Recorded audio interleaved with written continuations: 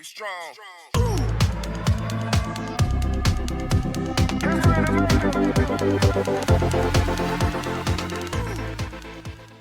This is how you use the security option on your Zoom toolbar to take away certain privileges from clients in a Zoom meeting. First thing you need to do is click here on the security option. Here we have the option to lock the meeting, allow participants to share screen, allow participants to chat, allow participants to rename themselves or unmute themselves. So let me explain what these do here.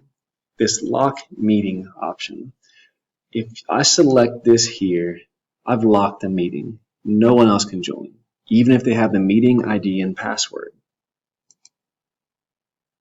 Here, under Allow, I can allow participants to share their screen by clicking on that. You'll see now that it's got a check mark next to it.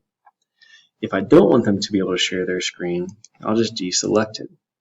Now nobody else can share their screen.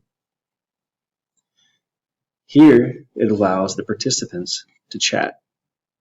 Whether you have this set up in your settings to chat between themselves or just chat with you. I'm not sure which one you have set up, but here I have it set up to where they can only chat with me. So if I were to get rid of this chat option, they can no longer chat. Here, the participants are able to rename themselves now that I have it checked. Once I deselect it, they can no longer rename themselves.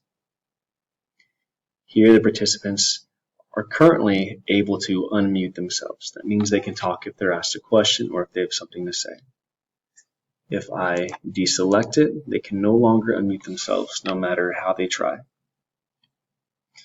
Those are a few simple ways to control how participants have specific privileges in Zoom meetings.